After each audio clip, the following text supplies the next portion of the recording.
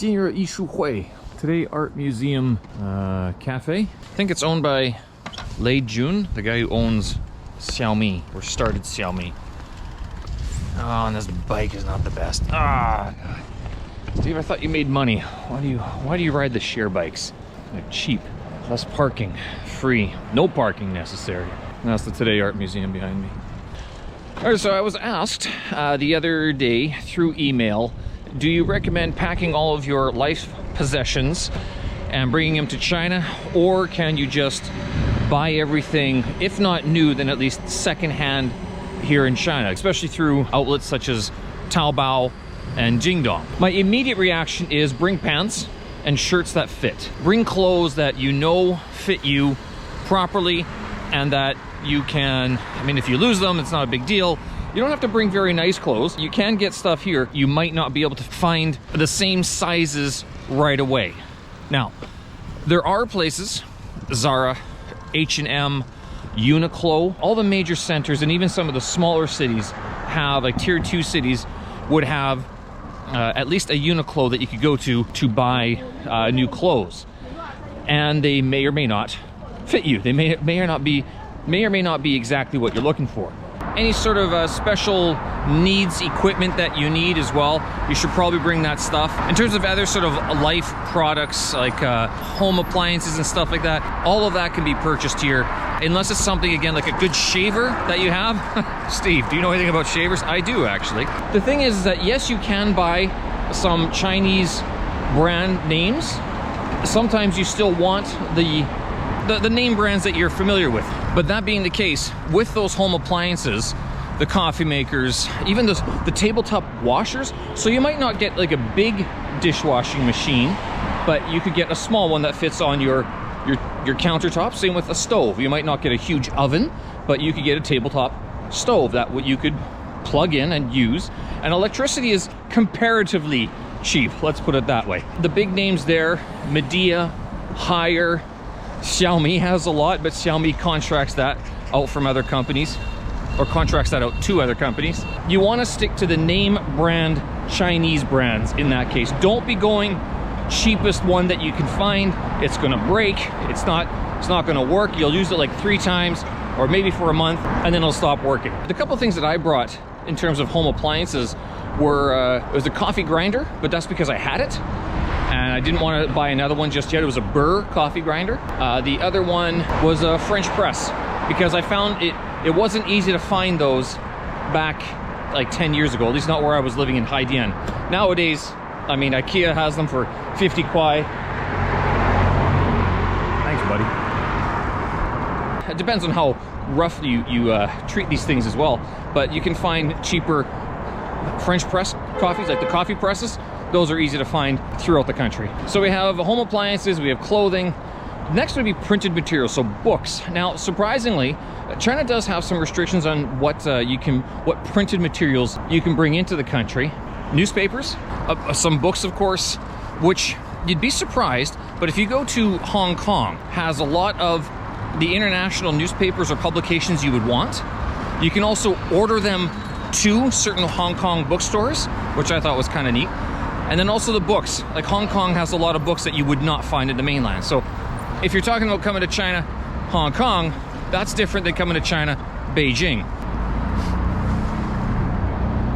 The other thing to consider is that a lot of these books you could actually buy here in China. There are book importers, if not based in Hong Kong, then based in Shenzhen or somewhere close by, or even Shanghai, that they will bring books in, and you will be able to find a lot of the books that you might want to read. Of course, anything political or critical of the current administration, you're probably not going to find it here, but why would you be coming here if you want to be reading that stuff?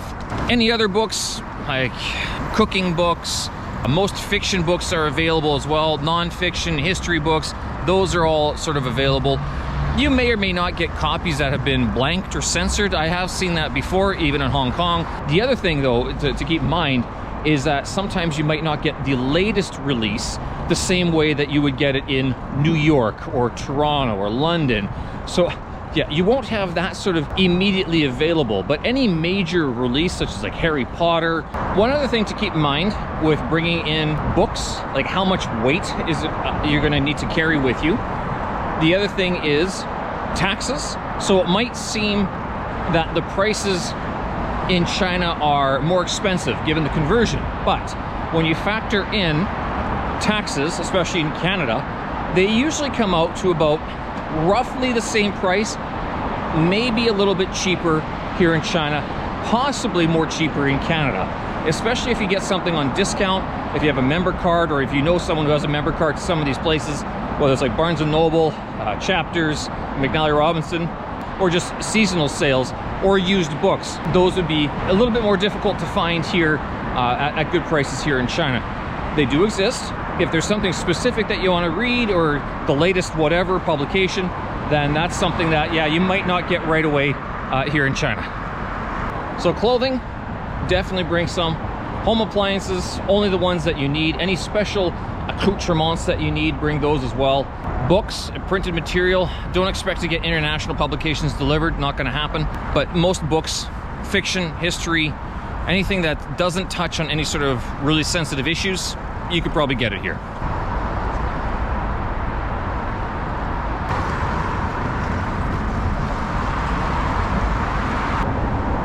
Medication and supplements. If you need anything, again, particular to yourself, you might want to make sure you have a supply of those. A lot of that stuff can be purchased here. The issue will be that you need to know the Chinese name for it.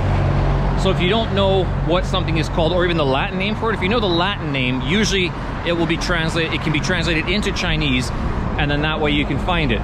So specifically like heart medication, diabetes medication, stuff like that, EpiPens, you want to make sure that you have a supply of those when you come here, even though you can find them, and certainly the longer that you stay, given that a lot of the major cities have international hospitals, they might be able to, if not source for you, then sell them directly to you, and you might even be covered through your health insurance. So that's also something to consider when you come to China. We have Daled Pangnios. Oh, quite warm. So medication is something to keep in mind if you're going to be moving here for extended period of time, or not being able to go back to North America or Europe anytime soon, or very, very soon. Hey, look at this. Don't know what this is. Dangxin Chongdian. Other than medications, supplements, sunscreen is something else that is very expensive here, but I think it's expensive all over the place now, and something that you would have to buy either in an international supermarket or Jingdong or Taobao, because they don't often sell them in Chinese stores. The Chinese people, instead of opting to put a bunch of goop onto their skin, just wear clothing. They cover themselves up in the summer sunshine, so it's a lot healthier, I guess you could say. Deodorant, if there's a specific flavor of deodorant you prefer, you might want to bring that over as well. Same with antiperspirant. Not easy to find good antiperspirant here, even though, yes, you can find it, again, through Taobao. So a lot of those personal sort of toiletries or hygiene products, a lot of them can be purchased here through Taobao, even using the English name to search for it. In that case, you don't have to stock up on something in Canada or the United States. Unless, of course, again, there's a deal. Buy two, get one free, buy one, get one free. Because in China, you won't get that buy one, get one free. Instead, they will just sell it to you at the import price. It might not be as cheap as buying it simply in Canada when you're there. So most personal hygiene you can find here, whether in store at like the Ypres Gourmets or the Jenny Lou's, or Carrefour used to be big here, but they've kind of, I think they've shut down a lot of their operations. But Wumart, mostly Chinese, some imported goods, not a lot of the imported stuff that you would sort of, you'd have to know what to look for basically in Chinese in order to find the similar type of product. We have Daled, my Pangnios. Right there, wonderful world. It is a wonderful world, isn't it? So we've got clothing, we've got special needs apparatuses, we've got home appliances, only the ones that you need, that you know work. We've got books and other printed materials to keep yourself entertained. We've got personal hygiene products as well. Oh, and I never finished the supplements. So the supplements, like the personal hygiene stuff, where it's like you can buy one, get one free, or buy two, get one free, that's something that you can consider in terms of the cost, and then how much you want to be able to, or how much you want to carry with you to China.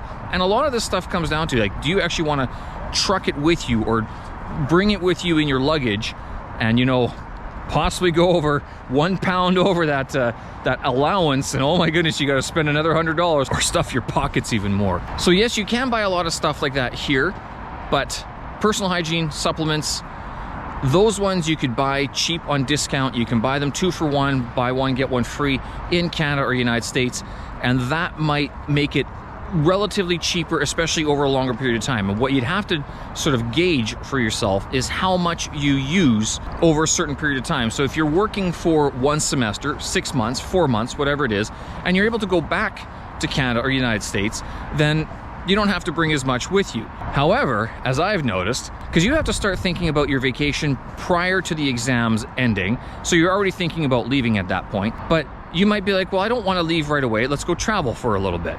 And traveling and living in China are 2 different variables. They're 2 different experiences, because traveling, you probably won't need half the stuff that you even think you need. But living here, you do want some of those comforts from the homeland that enable you to cope and survive and thrive given some of the situations you're going to find yourself in. And these don't have to be bad situations. They're simply just the grind of being an expat, of being someone who did not grow up in the area, communication barriers, language barriers, and sometimes you just want some Marmite or Vegemite. You're like, damn, wish I could have some Vegemite and cheese on bread.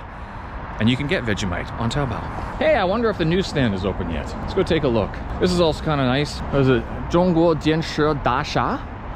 建头大厦. China investment mansion. So the Qing Sui Shou Guanmen. Please close the door. This is where the Waimai people, so this is Meituan, Zhenang Chu San Ju, I think it is. So it's the you get the food from here. Where's that from?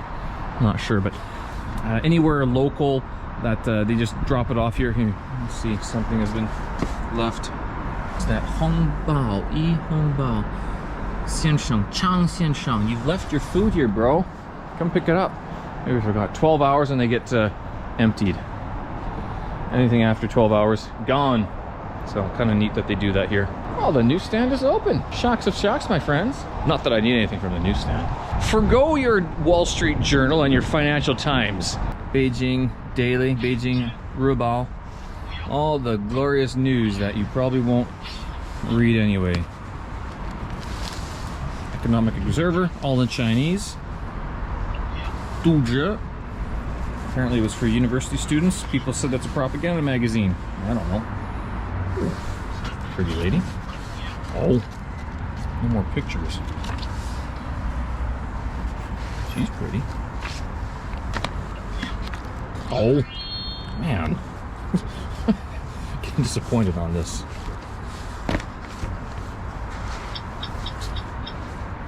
And you can rent your power bank.